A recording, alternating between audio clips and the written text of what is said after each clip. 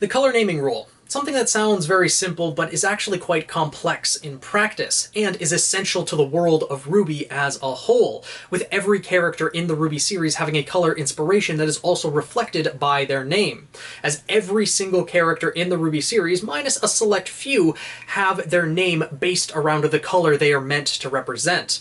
This rule was put in place by the creator of the show himself, but also has a basis in the lore of RWBY.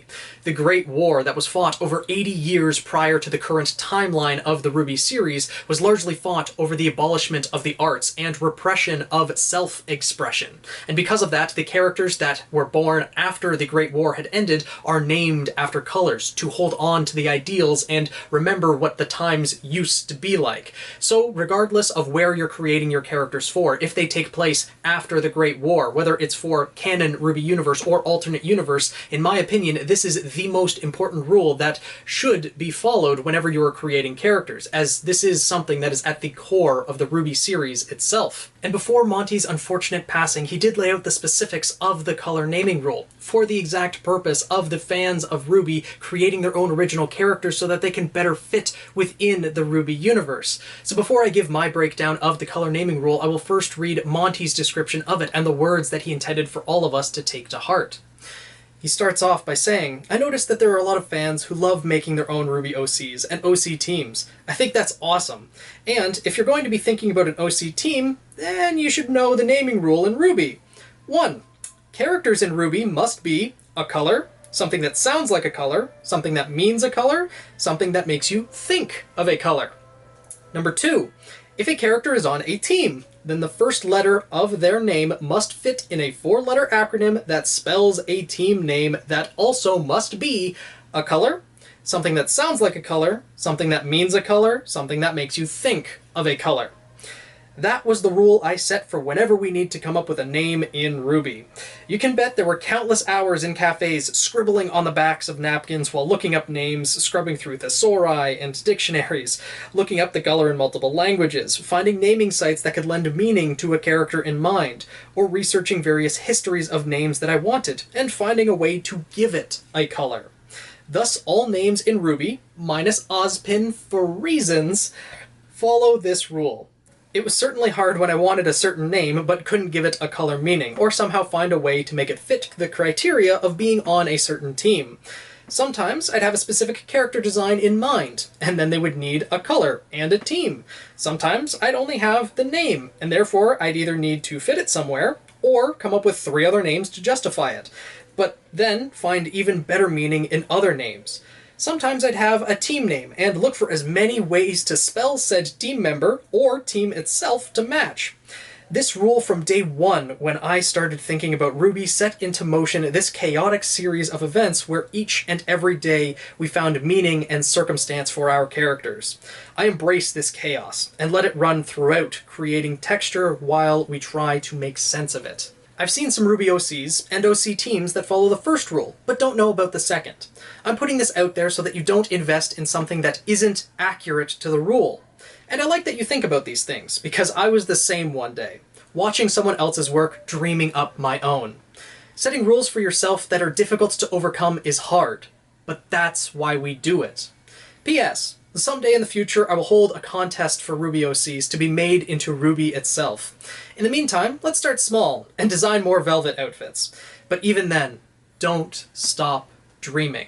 This was the rule that Monty laid out, and the words that he spoke are something that I keep in mind whenever I am working on my original characters. He himself wanted all of our characters to fit into the RWBY world as much as possible. I know I've laid out quite a few different rules of the universe and regulations in the other videos that I've already made, and I still plan on making more in the future, but I only do this because I put those limitations on myself so that my characters can best fit within the RWBY universe. Again, I am by no means an authority on RWBY OCs. Design however you like, but trying to make it fit within that universe, keeping in mind all of these specific little rules and intricacies of the universe itself is difficult, but it's something that makes your characters much more fulfilling when they can actually abide by all of these different rules and limitations. And the color naming rule itself has a lot of different intricacies intricacies around it, with every character having to be a color, something that means a color, sounds like a color, or makes you think of a color. And the team names have to follow suit as well, which makes it increasingly difficult. If it was just the characters themselves, that would be relatively easy. With most names that you can come up with, whether it's from legend or mythology or, a different anime that you can think of or characters that you have in mind, there's often a way to associate a color with them, even if it is a bit of a stretch. As long as you can make that connection, it seems legitimate. But when you have 4 different characters that you're trying to make up a team for, then it gets a bit difficult, because that team name also has to follow those exact same rules. And when you only have a 4-letter acronym to work with, it kind of becomes a bit more difficult, because if you want a team name that is like more than 8 characters long, it can become a little bit of a stretch when you only have those 4 letters to work with. And often, at least in the team names that we've seen in the RWBY series, they just have the team name and take out all of the vowels. So it's just the consonants that are left, and that makes up the name. So just by looking at it, you can pretty much guess at what the pronunciation is going to be. The most obvious of which is Ruby, but then there's Juniper, just taking out the U, I, and E, and you can still easily see what the name or the team name is supposed to sound like. Same with Team Cardinal and other teams that we've been introduced to throughout the RWBY series. Now, one thing I will note when it comes to naming teams in general is that in the RWBY series itself, it often uses the first letter of the first name of most of the characters. However, that doesn't always have to be the case, because there are a couple specific instances where they use the last name when it comes to the team names. The biggest example of that is Lai Ren. His first name is Lai. He was called that by his mother and his father, but in this team name, in Team Juniper, they use the R from Ren. So I've always interpreted that as you can use the first letter of the first name or the first letter of the last name when it comes to the team names. However, try to keep a majority of them as the first letter of the first name, and just use the last name once in a while. Another instance of this was also Mei Zedong from Team Bronze that was introduced in the Vital Festival tournament.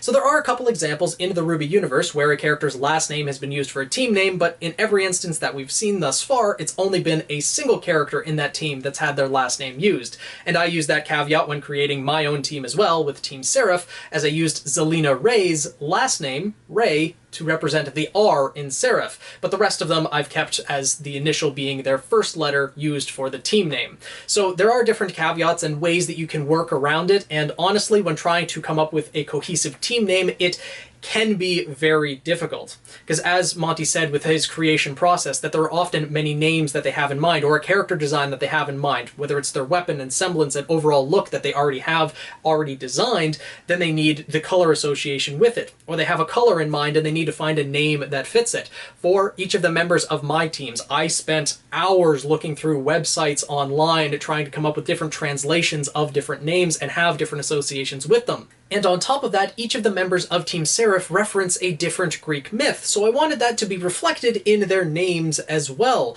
So when choosing their names, it added an extra specificity beyond just having a color meaning, but also trying to reference that myth. It did give me a general color in mind when I was trying to associate a character with a specific myth, but beyond that, trying to find a name that fits with that, has extra meaning that could be associated with the myth, and then trying to fit it into the team name in general, it was a bit of a chore, to say the least. But overall, it was a very rewarding process putting those hours in, and the characters that I have by the end of it are absolutely fantastic, and I love them immensely. But the overall process is going to be different for everyone. Whether you start off with a single character and build from there, designing the other characters and then forming the team name afterwards, or have a single character, find a team name, and then design the other characters, fitting them to the other letters to represent the team name, rearranging letters here and there to try to make everything work. Or maybe you'll start with a team name first, and then pick the different characters or the theme of the team and go from there. There are many different ways to start on this overall process, and heck, you don't even have to start with the color naming rule. Design the semblances and weapons and have their overall character design first, have their color inspirations, and then go to the naming from then on. I kind of did a combination of all all of these different things because I started with a character first. I wanted a character based off of a phoenix, and that's what came to mind when it came to Seraphina Vermilion. Her name meaning essentially fiery wand or fiery winged, depending on the translation, and then vermilion being a red color in and of itself to give her the color association. So essentially I wanted her entire name to translate to one with crimson wings. So I went a little bit above and beyond when designing the name, but as long as there's a color association, that's really all that matters when it comes to this rule. But after having Seraphina Vermilion, I thought of Team Seraph, and then I wanted to expand the Greek mythology to every member of that team. I picked out the different myths that I wanted to represent and went from there when it came to choosing the names. And the naming for me was the most difficult part, considering I had, the weapons and the semblances and other things designed by that point, and also had a color in mind that I wanted each character to represent based on the myth that they were based on, and then trying to find the name that fit those color inspirations and also reference the myth.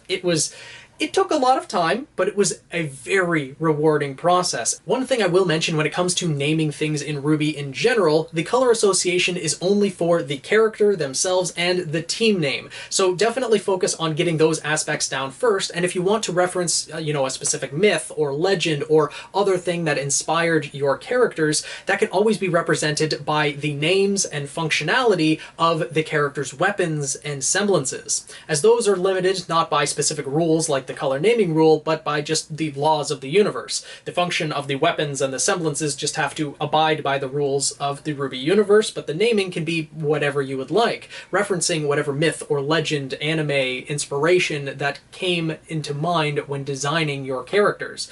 So there's many different ways of working things and how to fit within the color naming rule. As I said before, as long as you can somewhat rationalize it in some way, shape, or form, then the color naming rule will work.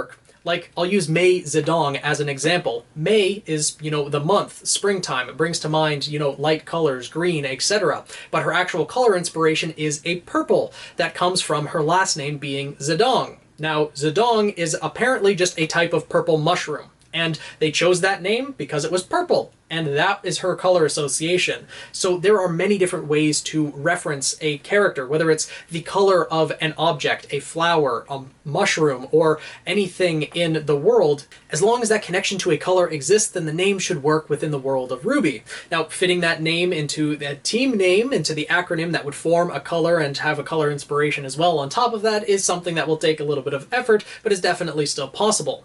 And the last thing I want to mention in this video is that with the color naming rule, this applies to both the first and the last name of a character. That both names that a character has have to have that color inspiration, which just adds an extra layer of difficulty, and it's something that I'm not sure many people are aware of. Now, the main color inspiration of a character is only coming from one of the names, either the first or the last. It doesn't have to come from both of them, but both names do reference a color in some shape or form. Again, May Zedong as an example. May references springtime colors, and her main color inspiration of purple comes from Zedong, the purple mushroom. Similarly, Jeanne Arc. Jeanne being a color of yellow, and then arc referencing the arc of a rainbow, the colors of a rainbow. So those types of connections can easily be possible, and most names can have some association with a color in some way, shape, or form. It's just fitting it alongside everything else you want with a character adds that difficulty and makes the color naming rule, although sounding simple, quite complex when you try to apply it to the characters that you're designing. So overall, let me know how you guys found this video. Did you find it helpful learning more about the color naming rule, the different ways that you can go about different things? And, let me know in the comments below what part of designing your own characters is most difficult for you. Do you find the color naming rule actually pretty easy? I'm sure there's some people that can find names and color inspirations, make connections, and form team names out of acronyms a lot easier than others, and I would love to know what your guys' thoughts are down below. So hopefully you guys enjoyed this video, found it helpful, got you thinking about more OCs, and if you did, make sure to subscribe, join the Guild of the Eternal Flame, tweet me at PhoenixKnight7, join our Discord server, link in the description below. A lot of OC discussion goes on there, and I'll see you guys in the next video.